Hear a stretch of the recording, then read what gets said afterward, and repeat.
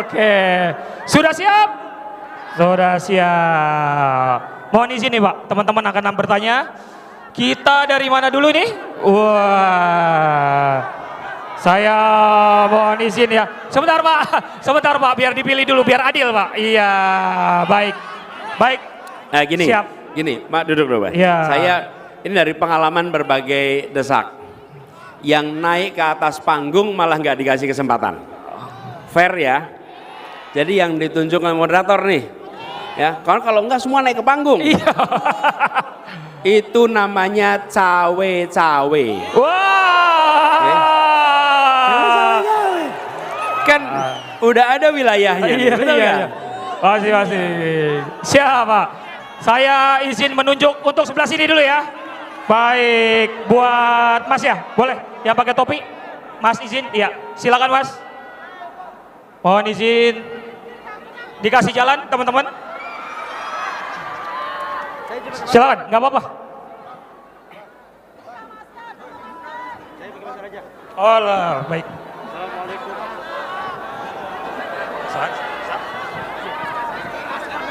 Assalamualaikum warahmatullahi wabarakatuh. Saya lagi gelak. Jangan maksa buka masker. Kita kan tidak tahu alasan beliau, bukan? Ya, bahwa dia datang ke sini kita sudah bersyukur. Kita hormati ya. Yuk. Pak Anies, mudah-mudahan Siap. Allah sehatkan selalu. Amin. Dan dimudahkan segala urusannya. Amin. Sebelumnya perkenalkan, nama saya Musa, saya dari Tangerang. Musa. Dari Tangerang. Musuhnya Firaun. Saya berangkat dari Tangerang dari jam 6, nyampe sini jam 10, qadarullah, hujan. Yang seharusnya saya mengantari istri saya untuk ke puskesmas berobat. Tapi karena saya sudah meniatkan, karena saya sudah niat, saya berusaha ingin datang karena saya ingin ada keluhan. Walaupun ini tadi katanya secara substansial, tapi saya ingin memberikan keluhan. Pertanyaan saya gini, saya umur 2022, kelahiran 2001, saya seorang mahasiswa, saya juga seorang guru dan sekaligus juga ojol, memiliki istri dan anak satu umur 2 tahun. Saya merasa saya hidup di Tangerang Kota, ya, walaupun tidak begitu menggeluti tentang perkembangan kota, saya melihat bahwa banyak banget pengangguran yang ada di berbagai kota, ya. Dan juga APBD dari pemerintah, ya, yang menurut saya harusnya dipergunakan dengan sebaik-baiknya, ya, terutama untuk pendidikan, kesehatan dan lain-lainnya. Tetapi kebanyakan untuk membuat infrastruktur yang tidak dipikirkan secara matang, ya, sehingga itu membuat mubazir gitu, ya. Bahkan harganya pun cukup fantastis belanjanya. Nah, pertanyaan saya, bagaimana Pak Anies menyikapi hal ini untuk kedepannya anggaran itu dipergunakan dengan sebaik-baiknya. Contoh misalkan saya punya anak, ketika saya ke posyandu yang harusnya minimal setelah ke posyandu bubur kacang hijau, ini momogi, coklatos kayak gitu kan. Jadi bahkan timbangannya pun masih pakai tradisional gitu. Seharusnya kan anggaran itu untuk menyeluruh lebih manfaat ke yang lainnya. Langsung Gitu. pertanyaannya Mas. Bagaimana untuk mensejahterakan dari dana ini untuk kepentingan yang lebih baik. Begitu Baik. Pak Anies. Assalamualaikum warahmatullahi wabarakatuh. Mas, mohon duduk sambil nanti didengarkan jawaban. Iya, duduk aja Mas. Sini Mas. Iya, sambil salaman dengan Pak Anies. Ya Pak Mas Musa, terima kasih. Pertanyaannya tadi tentang bagaimana kira-kira ya, bagaimana alokasi anggaran supaya lebih relevan dengan kebutuhan kesra di masyarakat. Dan tadi Anda menyebut terkait infrastruktur. Jadi Bapak Ibu sekalian, begini. Pembangunan infrastruktur itu bukan sesuatu yang salah. Infrastruktur itu baik. Nah, yang harus terjadi adalah seimbang.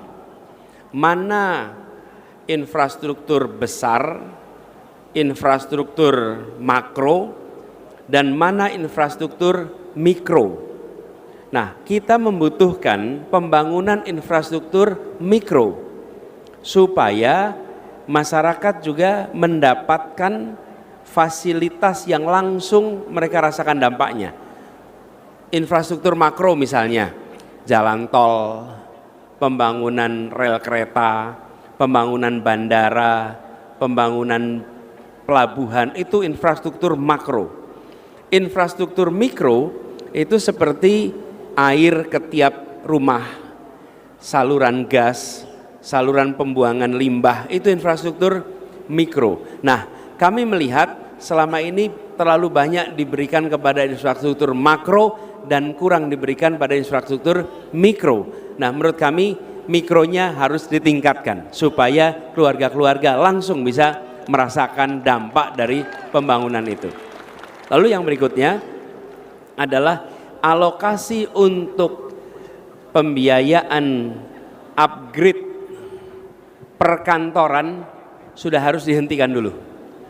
Pemerintah ini sudah terlalu banyak mengeluarkan uang untuk meningkatkan keindahan kantor-kantor pemerintahan. Dan belinya itu dengan barang-barang yang mahal-mahal. Gedung yang sudah baik-baik itu dipoles, ujungnya ditambahin. Saya pernah ingat itu beberapa gedung milik pemerintah, gedungnya baik-baik aja. Saya lewat berapa bulan kemudian ganti cover kacanya, 100% diganti. Ketika masuk ke dalamnya sama, hanya casingnya aja diganti. Kalau uang itu dipakai untuk beli timbangan bagi posyandu, maka kita akan merasakan manfaat jauh lebih baik. Jadi upgrade itu, pengeluaran untuk peningkatan itu dialokasikan khususnya pada infrastruktur pelayanan Kesra, dari mulai kesehatan, pendidikan utamanya, kemudian kebudayaan, keagamaan, itu aktivitas-aktivitas yang harus kita berikan dukungan infrastruktur. Nah, upgrading ini juga yang sesungguhnya terjadi pada pembangunan ibu kota. Wong kita masih bisa pakai kantor di sini, tapi kita masih bikin lagi kantor di IKN. Itu kan sebetulnya kita lagi upgrading kantor. Kantornya masih bisa dipakai, tapi bikin kantor baru. Ini mindset seperti ini yang menurut hemat kami jangan dilakukan di saat kebutuhan dasar belum terpenuhi. Kalau itu sudah terpenuhi, nah bolehlah kita lakukan yang lain. Gitu ya, Mas Musa, mudah-mudahan menjawab. Alhamdulillah terjawab, Pak. Ya, makasih. Saya juga melihat Baik. Pak Anies, Mudah-mudahan istrinya segera boleh. Mendengar bahwa Pak Anies mendukung bahwa ada program taman-taman untuk polusi. Siap. Tapi kebanyakan orang pemerintah bikin taman, tapi yang ada kebanyakan dipakai untuk tempat maksiat. Siap Mas, Jadi sudah nggak Mas. berguna. Siap, terima kasih. Biar Terima izin kasih. nanti gantian dengan teman-teman yang lain. Siap. Siap untuk mendesak lagi? Oke, sekarang perwakilan teman-teman buruh ya. Teman-teman buruh, perwakilan teman-teman buruh ada. Oh iya, yang sana. Pak, silakan. Bapak yang pakai topi. Iya. Perwakilan dari teman-teman buruh. Iya, Pak. Izin, Pak. Nanti gantian. Siapa, Pak? Mau. Siap, izin dari teman-teman buruh dulu. Ya. Silakan, Pak. Ya, sebentar, Pak. Siap, Pak. Silakan, Bapak. Dikasih jalan, Ibu, Bapak. Oke. Baik, Pak, sebentar. Silakan. Bapak, untuk waktu dan tempat, silakan. Silakan.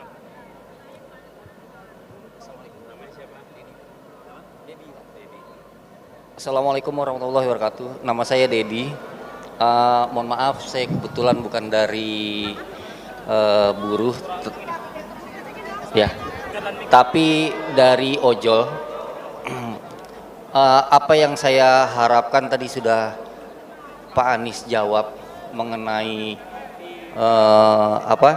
mengenai kesejahteraan dan segala macam. Yang saya ingin tanyakan seperti ini, Pak. Kita diikat hubungan kerja itu dengan mitra, Pak.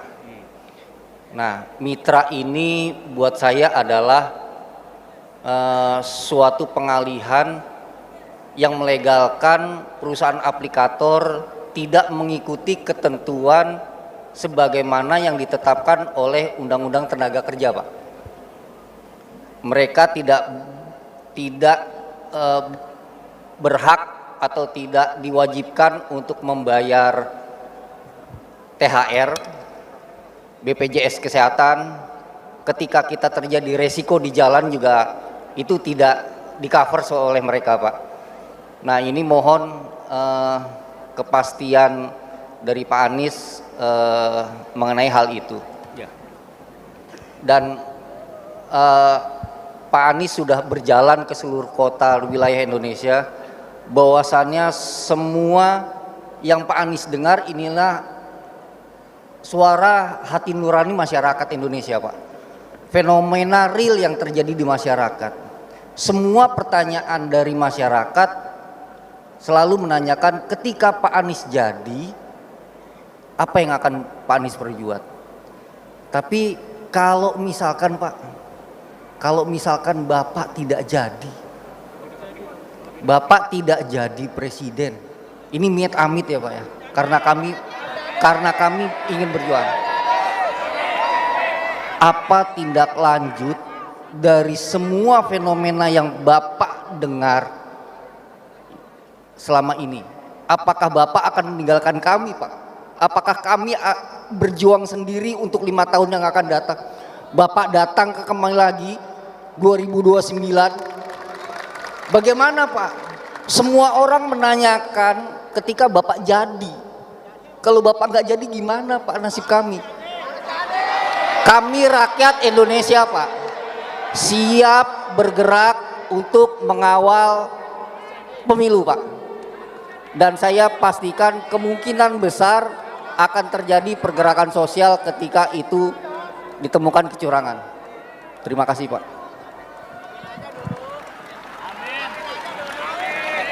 Ya, kalau katanya di sini amin aja dulu. Ya, gini, Pak Dedi, terima kasih. Pak Dedi tanya tentang ini hubungannya kemitraan. Itu yang tadi saya sampaikan, Pak Dedi. Kita mempelajari dari beberapa tempat. Ketika hubungannya diubah menjadi hubungan kerja dalam pekerjaan itu, maka secara pembiayaan itu berubah total. Dan ujungnya demand harganya naik, demand turun. Dan ketika demand turun, makin hari makin kecil. Akhirnya usahanya malah jadi ada yang lengkang, ada yang keluar. Di Spanyol keluar. Nah, jadi maksud saya kita harus cari jalan tengah nih. Makanya tadi saya bilang kalau kita bisa membuat di Indonesia yang bukan pekerja di dalam, tapi juga mitra yang nggak dikasih apa-apa, tapi jalan tengah. Dan kami berkomitmen. Ketika saya mengatakan kami berkomitmen, lalu teman-teman tanya, kira-kira dijalankan apa tidak? Anda lihat rekam jejak di Jakarta. Di rekam jejak di Jakarta kami tidak meninggalkan buruh dalam komitmen kami soal ini. Oke? Jadi kami akan lakukan. Jadi kami berencana ketika kami mendapatkan kewenangan di bulan-bulan pertama langsung ini dibahas. Langsung kita bentuk timnya, langsung bikin task force-nya, langsung bahas sama-sama. Saya ingatkan ketika kita mengundang seluruh operator transportasi umum di Jakarta.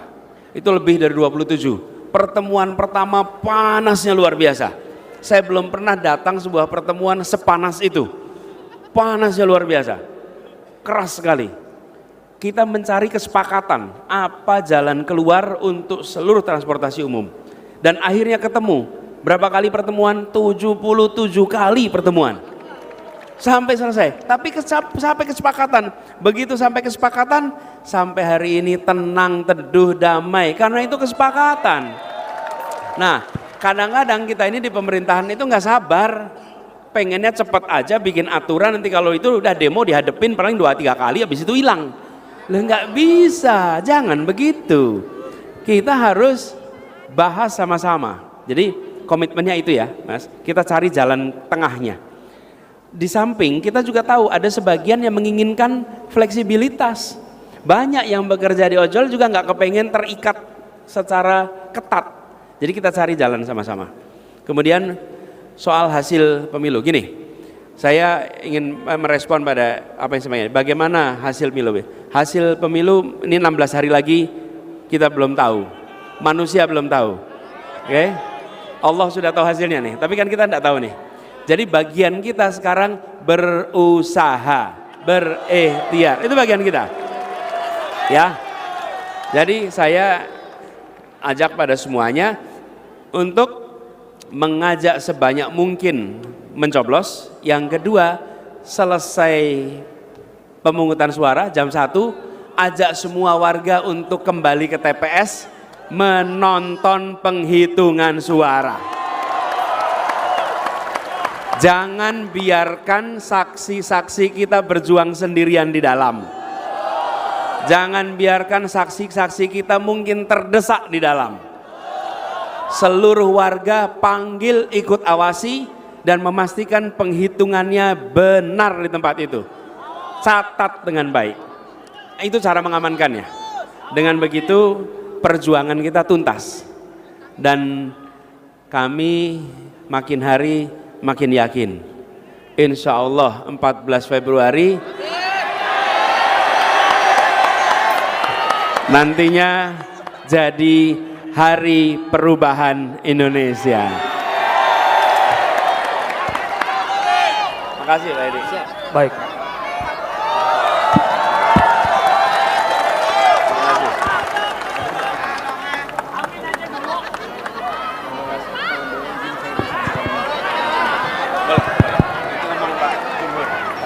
Siapa? Terima kasih Pak. Baik, terima kasih Bapak. Terima kasih. Baik, sekarang dari sini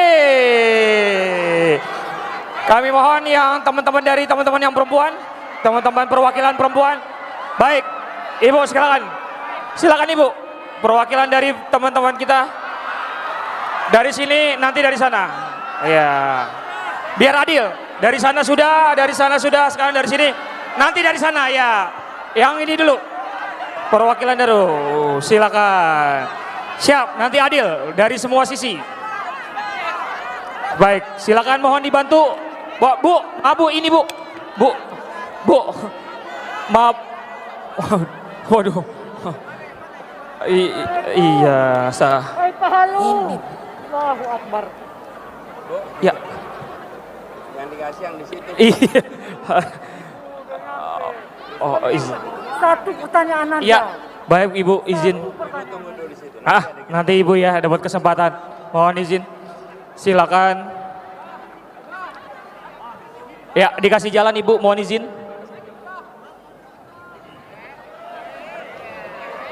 Silakan.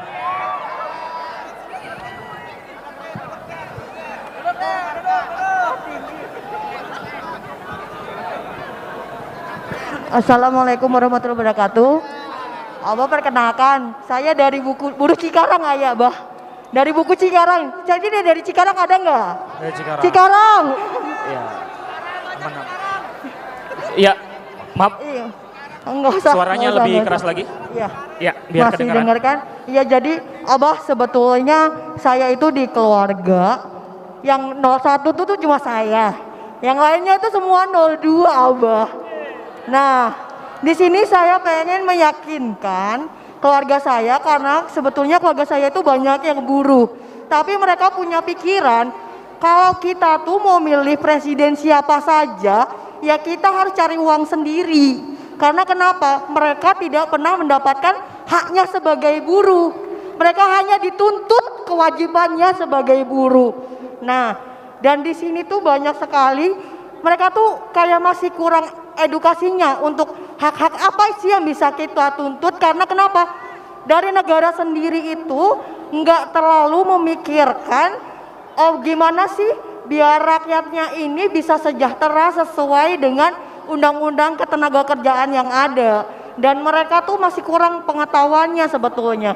Nah, saya di sini mau tahu tindakan Abah untuk biar orang-orang ini tahu hak-haknya tuh seperti apa. Karena banyak sekali, misalnya nih ya, tanggal 1 Mei banyak yang demo kayak gitu. Mereka tuh mikir ngapain sih itu demo-demo, padahal si buruh itu kan demo untuk kemakmuran kita sendiri, tapi masih banyak buruh-buruh terutama di Cikarang itu yang nggak peduli. Ini tuh bikin macet kayak gitu. Dan menurut saya tuh mereka tuh kayak menormalisasi hak-haknya yang udah ada. Nggak ada, padahal kita bisa dapat hak yang lebih baik gitu kan. Nah di sini kita pengen tahu tindakan dari negara sendiri kalau misalnya Abah jadi presiden, itu hak-hak yang harusnya kita dapat itu bagaimana dari negara itu ke perusahaan untuk memberi hak-hak kita yang sejujurnya harus menjadi hak kita kan. Nah di situ sih Bah. Terima kasih. Namanya siapa? Melisa Abah. Melisa. Iya.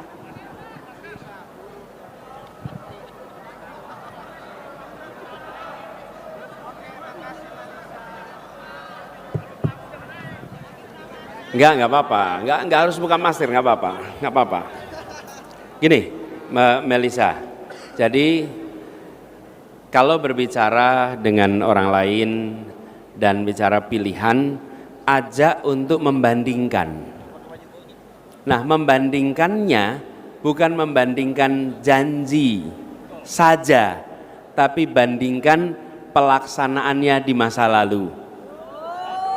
Karena itu paling mudah. Karena udah kejadian kan. Kalau besok, nah kita belum tahu nih. Tapi kalau masa lalu udah kelihatan.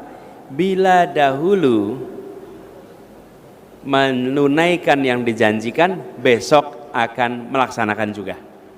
Tapi bila dulu berjanji dan tidak dilaksanakan, ya besok juga nggak akan melaksanakan. Betul tidak? Kalau janjinya akan bersama dengan rakyat terus, ya bersama rakyat terus sampai di akhir. Tapi kalau bersama rakyat terus di tengah jalan, tahu-tahu nggak bersama rakyat lagi, terus di mana? Ya, jadi Anda ajak begitu.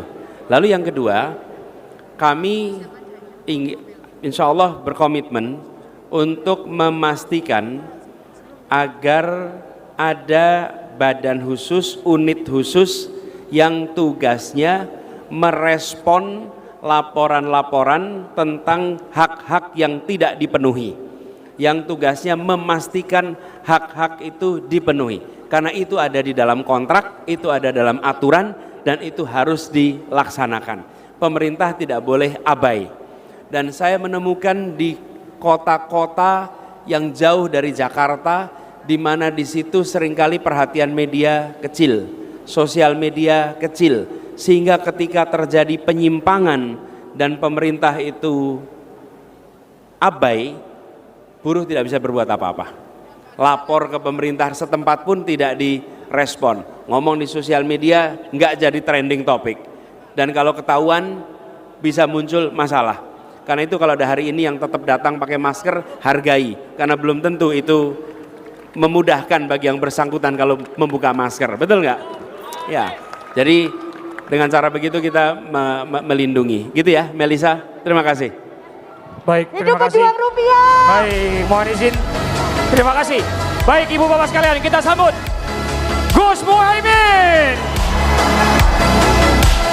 Baik, mohon Ibu Bapak sekalian, mohon izin duduk dulu agar Gus Muhaimin bisa bersama-sama kita. Mohon izin Ibu Bapak sekalian, kasih jalan ke Gus Imin. Mohon izin, jangan dorong-dorongan, jangan dorong-dorongan teman-teman, jangan dorong-dorongan. Mohon izin, baik silakan. Baik. Mohon izin bapak-bapak, ibu-ibu, mohon izin, iya, mohon izin. Siap, nanti ya, kita foto, siap. Oh ya, siap. Ibu bapak sekalian, mohon izin, Gus Muhaimin.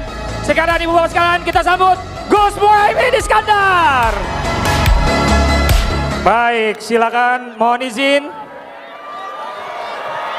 Baik, terima kasih Gus Muhaimin. Terima kasih sudah hadir di tengah-tengah kita, Bapak Anies Baswedan dan Gus Muhaimin Iskandar. Baik, silakan Gus Muhaimin, ya, silakan Pak. Terima kasih sudah bersama-sama kita. Siap selepet Imin. Siap selepet Imin. Oke, baik Ibu Bapak sekalian, mohon izin. Mohon izin teman-teman semua, mohon bantuannya, mohon izin. Silakan. Mohon izin. Silakan mungkin dari Gus Imin ada yang mau disampaikan, sudah berada di tengah-tengah. Desak Anies dan Selepet Imin spesial edisi buruh dan ojol Gus Imin. Silakan Gus Imin, mungkin ada yang mau disampaikan.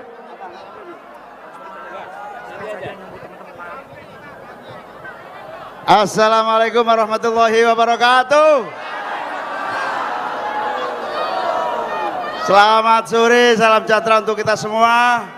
Wow, saya seumur-umur baru sekali ini datang ke Desak Anies. Soalnya kalau saya datang khawatir terdesak saya. Alhamdulillah hari ini saya bisa bertemu semuanya, meriah luar biasa. Salam perubahan.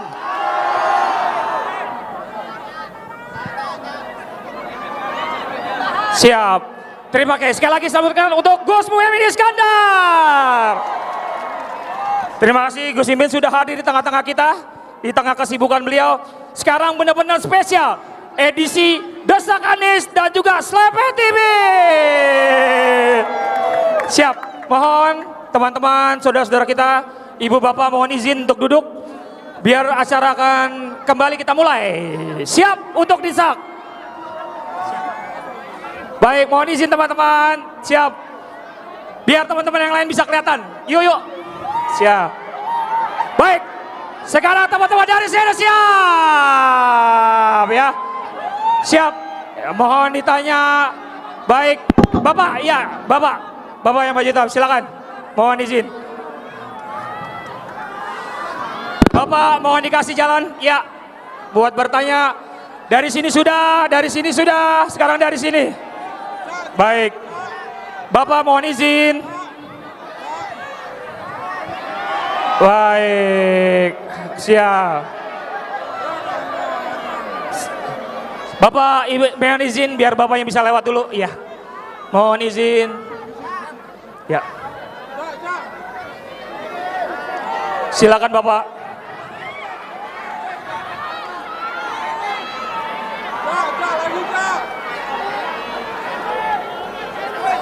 Siap, silakan Pak, mohon izin. Bismillahirrahmanirrahim. Assalamualaikum warahmatullahi wabarakatuh. Perkenalkan, nama saya Firmansyah dari Jakarta Timur. Saya ingin sedikit menyampaikan keluhan Pak. Kebetulan di tempat saya bekerja, walaupun dibuat perjanjian kontrak kerja, tapi dihitung harian, gitu ya, hitung harian Pak. Nah, saya ingin bertanya untuk solusi Bapak terkait beberapa perusahaan-perusahaan yang bandel, ya, yang tidak mengikuti aturan, seperti apa gitu Pak. Terus ketika kita menyampaikan keluhan atau pengaduan, justru konsekuensinya kita dikeluarkan dari pekerjaan tersebut. Dan jaminan apa buat kami ketika mengadukan hal-hal seperti itu? Nah, tadi juga saya dengar Pak Anies ingin juga membuat suatu pengaduan ya, yang ketika para pekerja ini, jadi ketika pekerja ini yang mengadukan suatu keluhan biar tidak terkena imbasnya gitu Pak. Terutama ini untuk keluhan kepada para pengusaha-pengusaha yang masih bandel. Itu saja sih Pak pertanyaan dari saya. Terima kasih. Assalamualaikum warahmatullahi wabarakatuh.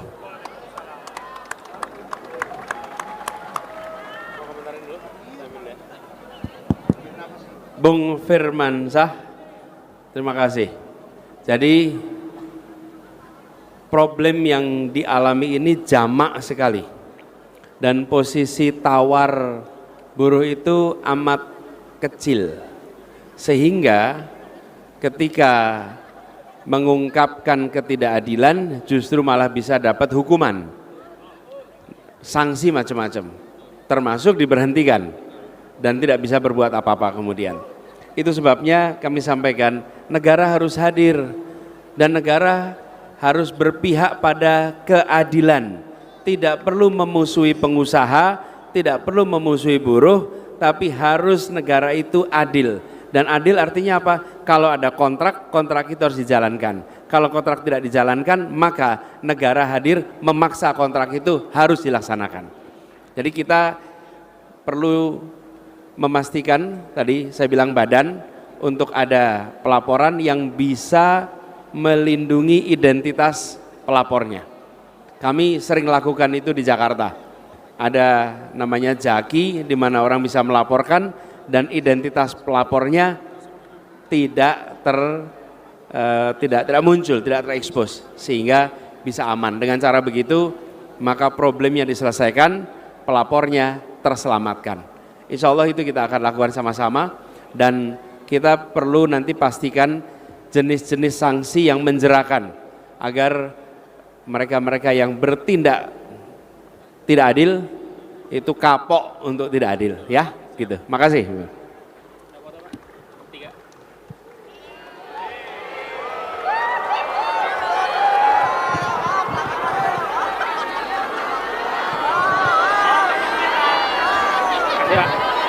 Baik. Baik, ada yang mau ditambahin dari Gus Muhaimin mungkin? Saya dikit aja menambahkan, memang problem yang dihadapi Mas apa tadi itu problem umum. Ini semua akibat tidak kurang dari 50 juta pekerja kita pada posisi informal. Tugas pemerintah yang mendesak adalah mendorong pekerja informal menjadi pekerja formal sebanyak-banyaknya di tahun yang akan datang. Kalau itu yang kita lakukan, insya Allah dengan standar pekerja formal, maka seluruh hak-hak termasuk hak politiknya. Hak politiknya itu hak menyampaikan pendapat, tuntutan, negosiasi. Kalau ini kultur politiknya terjamin, tidak ada pengusaha takut dengan buruh, buruh nyaman bekerja, itulah yang akan harus kita ciptakan dalam kultur politik perburuan nasional. Dialogis, saling tidak menyembunyikan problem yang dihadapi bersama-sama. Ini yang disebut pekerja formal. Insya Allah ini menjadi bagian problem utama yang harus kita atasi bersama-sama. Terima kasih. Baik, terima kasih. Mas sudah dijawab juga sama Pak Anies dengan langsung sama Gus Muhaimin juga. Tepuk tangan dong semuanya ibu bapak sekalian. Pak Anies sudah menjawab dan Gus Muhaimin menjawab juga. Baik ya. Baik. Oke, kita ada tadi sana sudah sana. Sekarang kita dari sana ya, baik ya. Baik, ya baik silakan Bapak Ibu yang paling belakang. Paling belakang. Tadi teman-teman yang depan sudah, yang tengah sudah, sekarang yang paling belakang. Iya, biar semuanya adil, teman-teman yang sebagian depan juga sekarang kita kasih ke teman-teman kita yang bagian paling belakang. Biar adil, akan dijawab oleh Pak Anies dan juga Gus Imin. Silakan Bapak, silakan Mas ya, bisa dikasih jalan untuk segera bertanya. Baik. Mohon izin. Cek.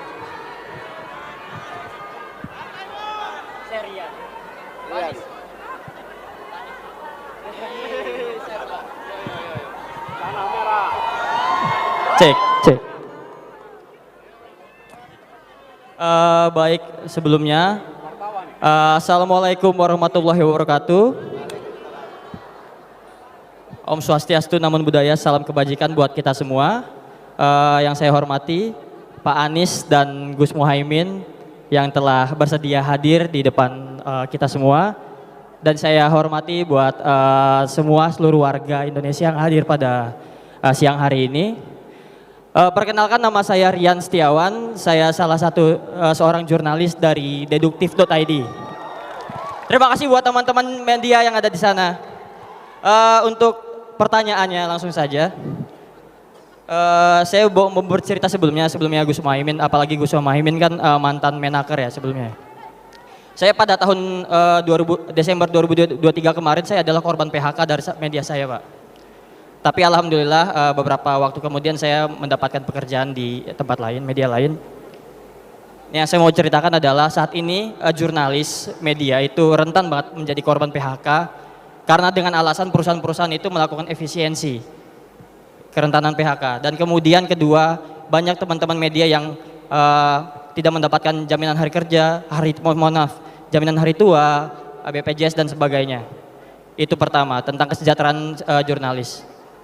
Dan kedua, banyak banget jurnalis-jurnalis itu yang memang awalnya dia harusnya bekerja menjadi seorang jurnalis yang melakukan reportase atau melakukan pemberitaan, tapi banyak banget jurnalis yang disuruh mencari iklan dan sebagainya, sehingga banyak banget jurnalis yang harus disuruh multitasking. Tapi sementara kesejahteraan mereka tetap biasa aja, sangat minim. Itu kedua. Dan ketiga, jurnalis ini rentan sekali dikriminalisasi, Pak. Dikriminalisasi oleh, ini pengalaman kami di lapangan. Ketika kami melakukan sebuah liputan, kami dikriminalisasi oleh tim keamanan dari beberapa paslon, kemudian dari beberapa parpol itu dikriminalisasi, diancam, kemudian bahkan banyak banget teman-teman perempuan yang mendapatkan pelecehan seksual, Pak. Jadi kami ini jurnalis, kami rentan mengalami kriminalisasi, intimidasi dan juga pelecehan seksual. Nah, inti dari itu semua bagaimana ketika nanti Pak Anies menjadi presiden dan kemudian Gus Muhaimin menjadi presiden, bagaimana cara kalian berdua ini memberikan kesejahteraan dan keamanan bagi kami nih para jurnalis agar kami bisa bekerja sesuai dengan kerja-kerja jurnalis dan kemudian kami juga mendapatkan keamanan. Terima kasih, Pak. Terima kasih. Tepuk tangan untuk jurnalis Indonesia.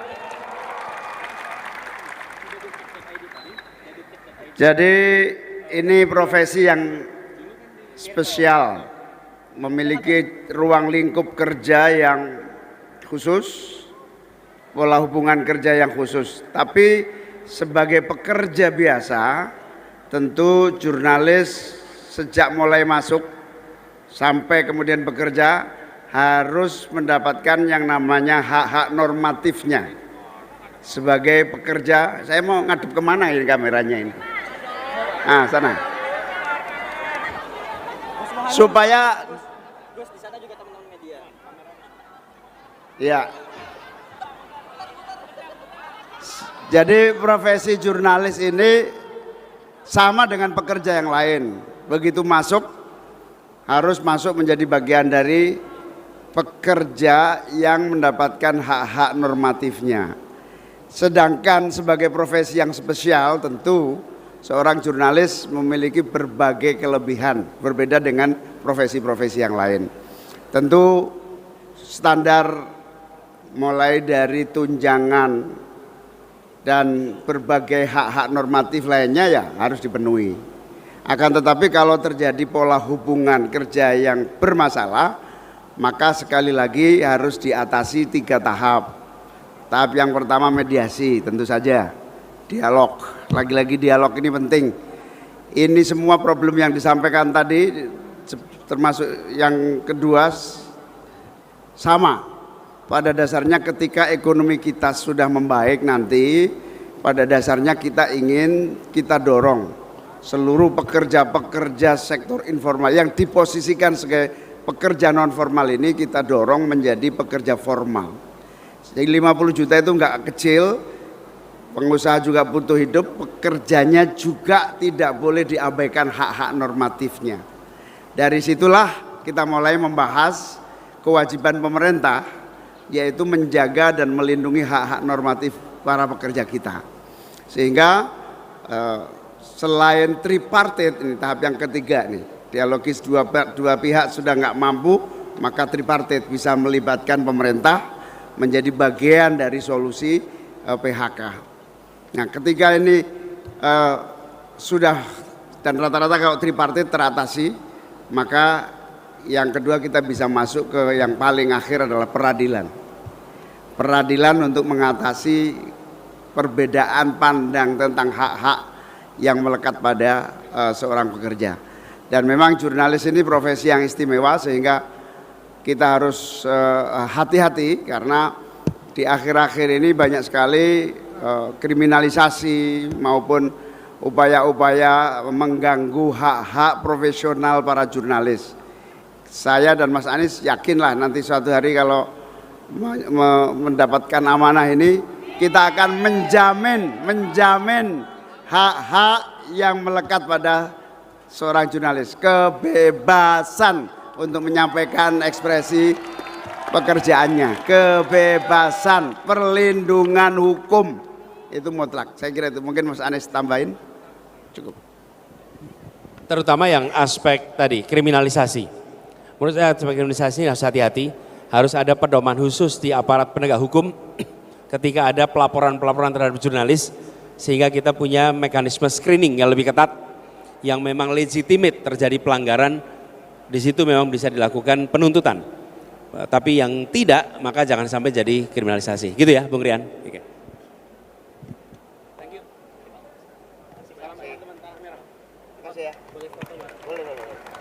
Ini warga Tanah Merah yang sering ketemu sama-sama kalau datang ke Tanah Merah nih. Siap.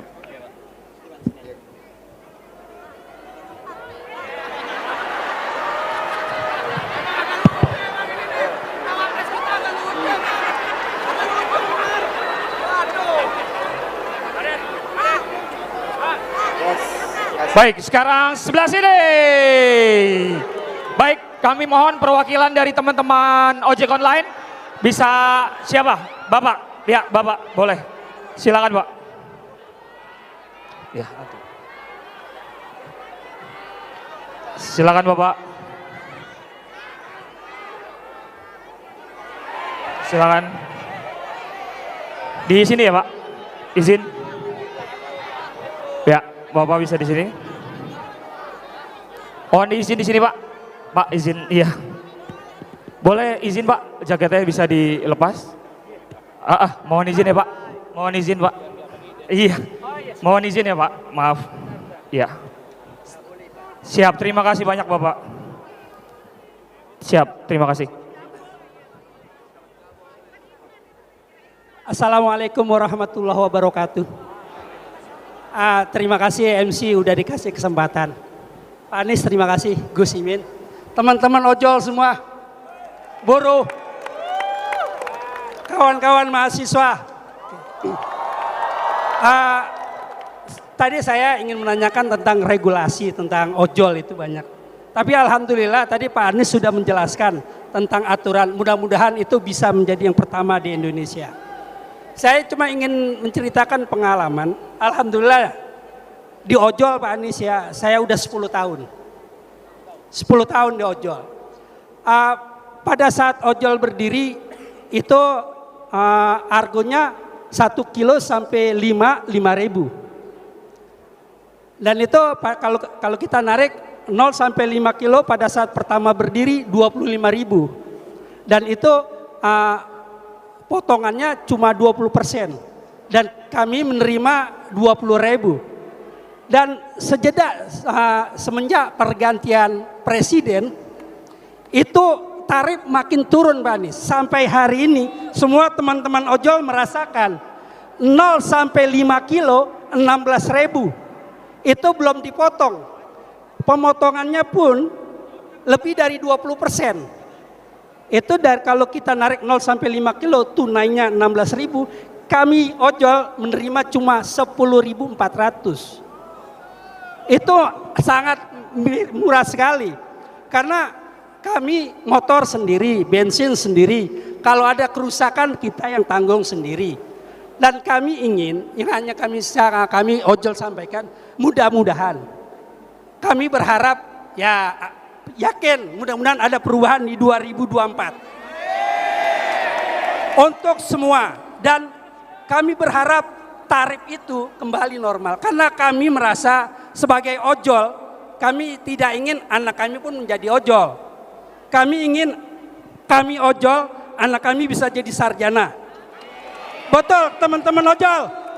Kita ingin anak-anak kita sarjana, Pak Anies. Dan kita ingin kesejahteraan juga. Kami ingin bukan sekedar sarjana. Tapi kita ingin kami ojol mampu mengkredit rumah. Hanya itu harapan kami. Mudah-mudahan di 2004 ada regulasi, ada tarif segala macam yang bisa memberikan kesejahteraan para ojol dan buruh yang ada di hari ini. Terima kasih Pak Anies. Assalamualaikum warahmatullahi wabarakatuh.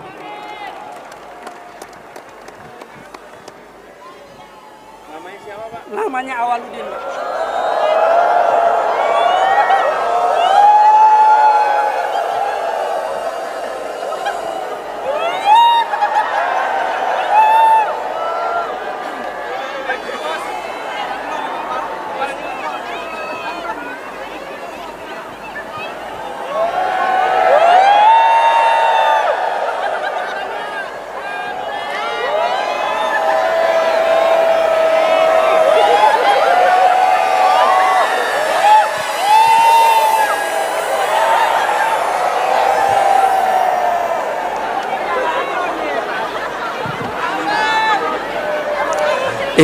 Itu namanya drone online.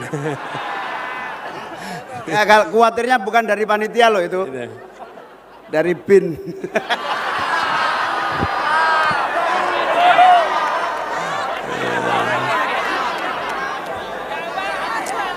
Gus, jangan nyelepet-nyelepet Gus. Ya, Bung Awaludin. Iya, Bung Awaludin yang tadi disampaikan, tadi kita juga sudah bahas. Tapi terima kasih atas ceritanya. Dan menurut saya inilah semangat yang harus dimiliki oleh seluruh pelaku usaha di Indonesia. Apa yang penting? Apa yang dikatakan Bung Awaludin tadi? Ketika kita berpikirnya jangka panjang dan mau melihat ini jangka panjang, maka itu akan menguntungkan bagi seluruh pelaku usaha. Saya beri ilustrasi. Ketika pengemudi ojol mendapatkan pendapatan yang minimnya minim, Anda tidak bisa kredit motor baru. Anda tidak bisa kredit rumah baru. Artinya Anda tidak ikut di dalam komponen yang punya daya beli yang juga menguntungkan industri.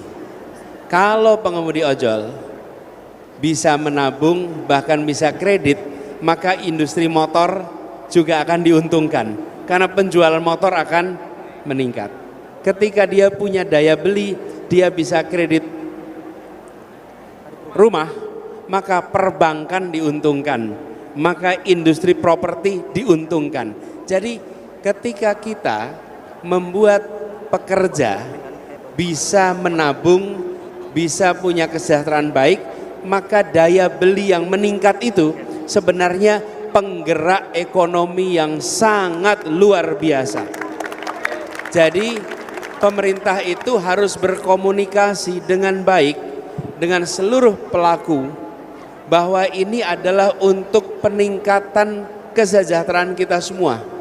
Mari melihatnya dalam konteks jangka panjang dan sesuatu yang dikerdilkan maka dia tidak akan bisa langgeng. Tidak akan bisa langgeng.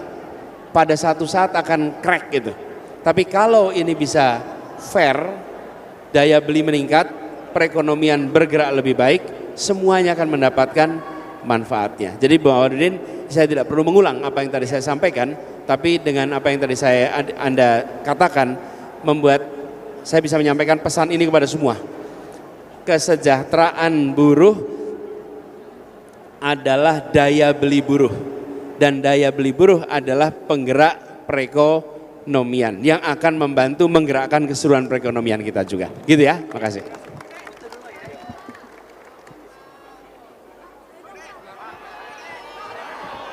Baik, oke. Baik, setelah ini kita dengar closing statement dari Pak Anies dan juga Gus Muhaimin. Baik, silakan. Yes. Oke, mantap. Siap. Terima kasih Bapak, terima kasih. Salam dengan teman-teman. Baik, sekarang kita akan dengarkan. Siap. Ya, terima kasih Bapak. Kita akan dengarkan closing statement dari Gus Muhaimin. Silakan, Gus.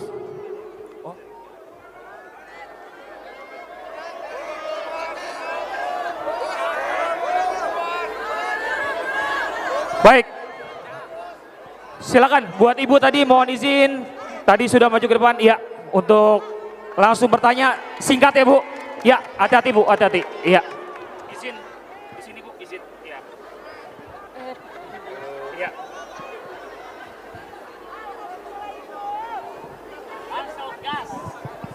Assalamualaikum warahmatullahi wabarakatuh.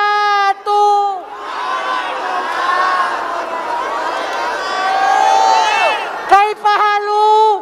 Kaifa halu? Baik, baik.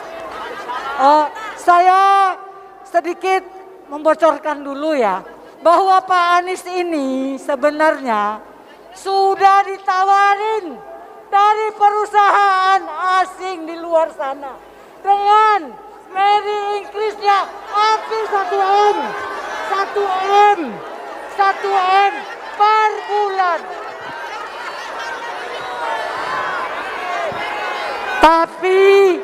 Tapi demi Bumi Pertiwi dia tidak bergeming. Pertanyaan saya,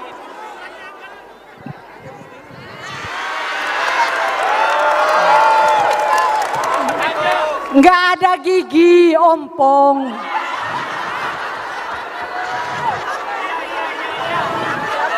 Baik, izinkan Ibu menyampaikan pertanyaan Ibu. Ya, yang pertama, kenapa anak bangsa ini sangat banyak mau dan tergoda lari kerja di luar sana? Taruhlah karena Mary Inggrisnya gajinya gadang, gede banget. Lalu ada enggak nawaitu Buya Anies untuk membawa kembali anak bangsa yang di luar sana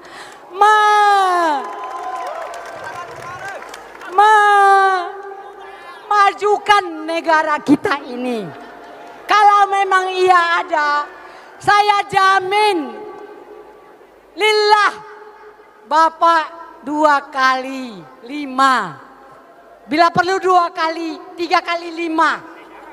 Kalau boleh. Ya, namanya usaha. Terima kasih Pak Anies. Makasih, Bu. Bapak sudah sampai ke papan tinggi kuburan Syekh yang Bapak lihat itu jiran saya. Tolong Bapak, tolong banget, ojol ini dibentuk kayak Transjakarta. Kenapa Transjakarta itu punya perlindungan? Mentang-mentang ojol cuma 1 yang dibawanya. Tolong banget anak-anak kita ojol ini diperjuangkan. Syukran kasiran. Assalamualaikum Nama Ibu siapa? warahmatullahi Bu, wabarakatuh. namanya siapa Bu? Hajadina. Siapa? Hajadina.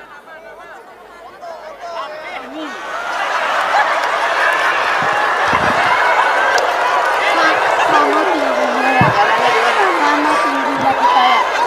Kelihatan di TV itu lebih tinggi dari Gibran. Ternyata sama tingginya.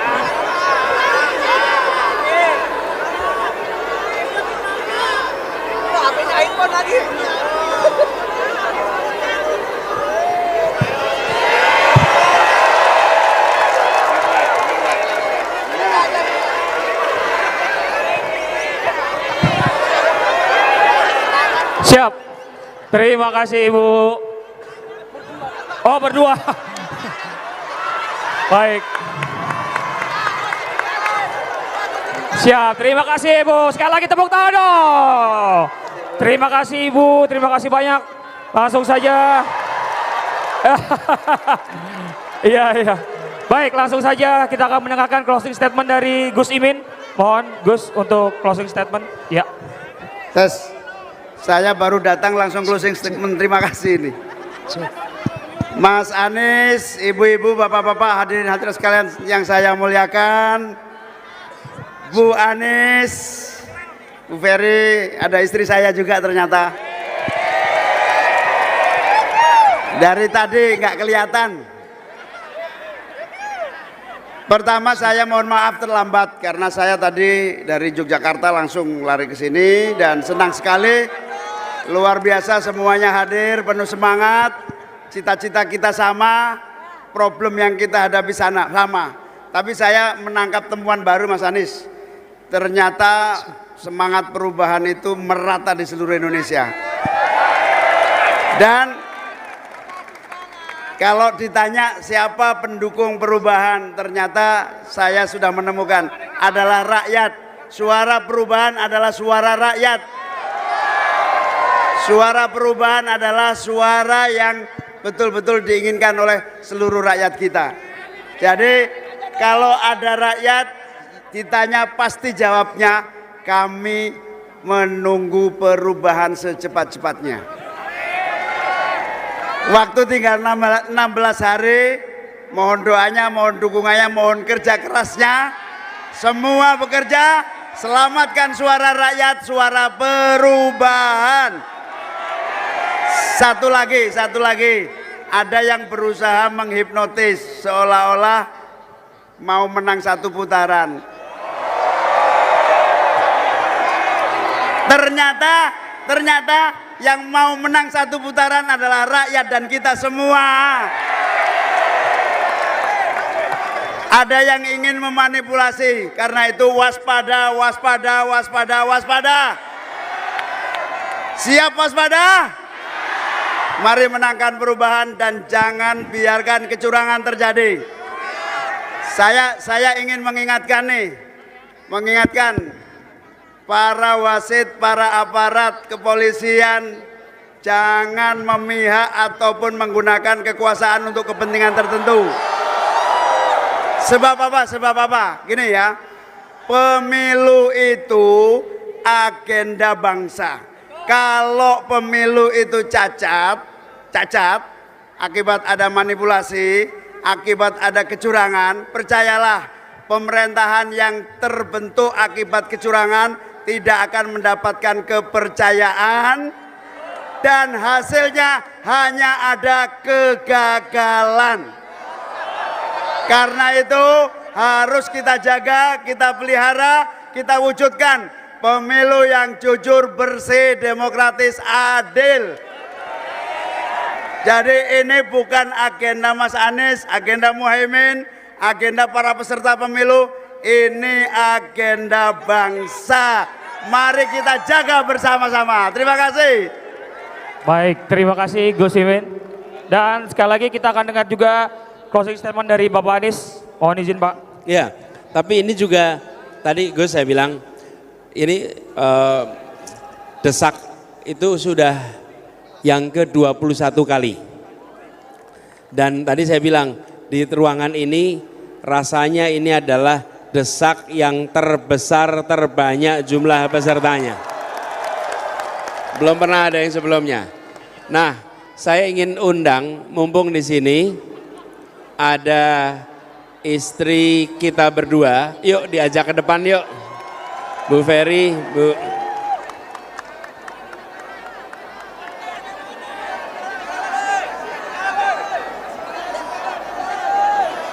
Nggak usah bangun, duduk aja, duduk.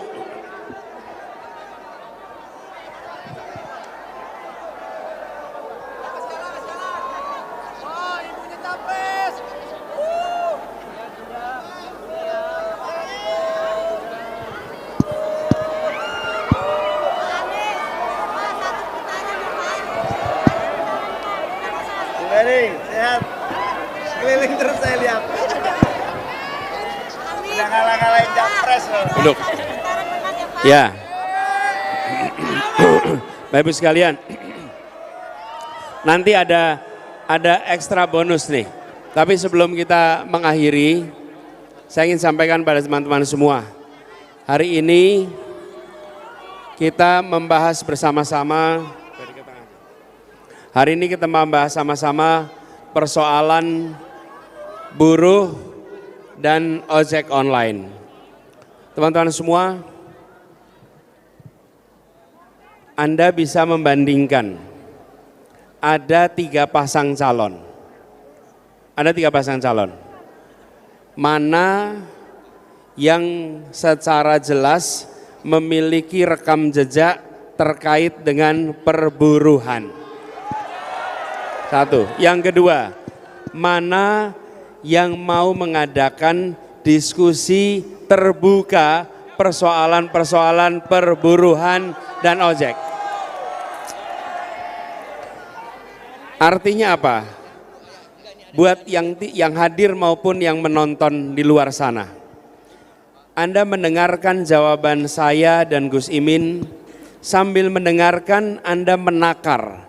Saya setuju 100%, saya setuju 80%, mungkin saya setuju 70%. Tiap orang pasti beda-beda tingkat kesetujuannya. Oke? Itu fair. Tapi yang pasti teman-teman tahu apa yang menjadi pikiran kami berdua. Daripada teman-teman sama sekali tidak tahu samanya berapa persen. Menyamakan tidak cukup dengan foto, dan kita pernah mengalami foto yang kemudian kebijakannya berbeda dengan fotonya. Betul tidak? Fotonya nampak merakyat, kebijakannya iya. Karena itu kebijakan jangan dianggap bisa otomatis merakyat hanya dengan melihat fotonya. Memang kita mau pasang foto itu? Tidak, kita mau meminta dia mengambil keputusan. Jadi pesan kami, tadi juga ada yang tanya Melisa dengan keluarga yang mungkin beda pilihan, bandingkan. Setelah bandingkan, ambil keputusan. Dan kami yakin kalau sudah dibandingkan, insya Allah akal sehat, objektivitas, kita akan bisa jelas pilihannya, ya. Lalu teman-teman sekalian, tadi ini kebetulan kita desak di Jakarta, mungkin belum tentu akan ada desak Jakarta lagi sampai tanggal 14 Februari. Jadi meneruskan yang disampaikan Gus Imin. Interupsi. Yes, Pak, izin Pak. Assalamualaikum warahmatullahi wabarakatuh. Salam. Baik Pak, izin Pak. Ternyata masih ada lagi Pak yang mau bertanya. Izin Pak Anies, closing statementnya. Masih ada lagi Pak, masih ada satu lagi Pak. Kita terima tidak? Interupsi sebentar. Terima Interupsi tidak? sebentar. Ada satu lagi mau bertanya Pak. Ya, boleh. Mohon izin Pak, Boleh. silakan. Tanya Silakan. dari Assalamualaikum Ini ada warahmatullahi pertanyaan spesial, Pak. wabarakatuh. Assalamualaikum warahmatullahi wabarakatuh.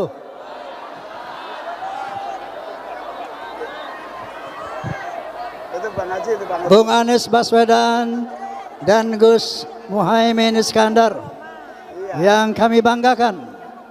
Bang Haji Saya- Roma Irama, silakan. Teman-teman, Roma Irama. kita dengarkan ya. Duduk. Sebentar Bang Haji, sebentar. Saya duduk. kira yang interupsi peserta, ternyata yang interupsi Bang Haji Roma. Ayo duduk semua, duduk. Mohon izin duduk.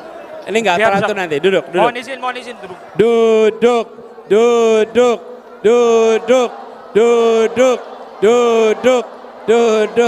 Ayo duduk. Pak duduk Pak, izin buat duduk Bu. Oke. Bisa dimulai Bung Anies. Saya mewakili seniman film Indonesia dan seniman musik Indonesia. Dalam hal ini ingin bertanya kepada Bung Anies dan Bung Muhaimin, kalau nanti jadi presiden dan wakil presiden, apa kiat Anda untuk kemakmuran para seniman film dan musik? Karena yang saya tahu di Korea, kita dunia telah mengenal K-pop, dunia mengenal drakor. Itu karena pemerintahnya peduli dengan para seniman. Dan dengan demikian itu tentu akan menjadi nilai tambah devisa negara buat Korea. Begitu juga kita tahu Amerika Serikat, bahwa devisa negara yang terbesar bukan dari sumber daya alam, tetapi ternyata dari sumber daya seni. Oleh karena itu saya mewakili insya Allah aspirasi para seniman film, seniman musik, seniman dan lain-lainnya, ingin bertanya apa konsep Bung Amin dan Bung Muhaimin ketika Anda nanti diizinkan Allah Subhanahu wa taala untuk memimpin bangsa ini. Saya persilakan Bung Anies dan Muhaimin. Terima kasih. Ya, terima kasih Bang Haji Roma Irama. Ini adalah hal yang sejalan dengan apa yang kami ungkapkan beberapa kali Bang Haji. Bahwa Indonesia melalui negara harus melakukan investasi besar-besaran di bidang kebudayaan. Yang di dalamnya adalah unsur kesenian. Saya mengistilahkan investasi. Kenapa? Karena selama ini pengeluaran itu sering disebut sebagai biaya. Karena biaya dicoba diturunkan sekecil-kecilnya, seefisiennya. Kalau investasi maka kita bicara tentang apa yang kelak akan dihasilkan. Dan kami pun merujuk kepada pengalaman Korea. Tahun 80-an pertengahan, 90-an awal, mereka serius investasi. Dan apa yang terjadi ketika investasi dilakukan? Para pekerja seni mendapatkan kesempatan untuk berekspresi.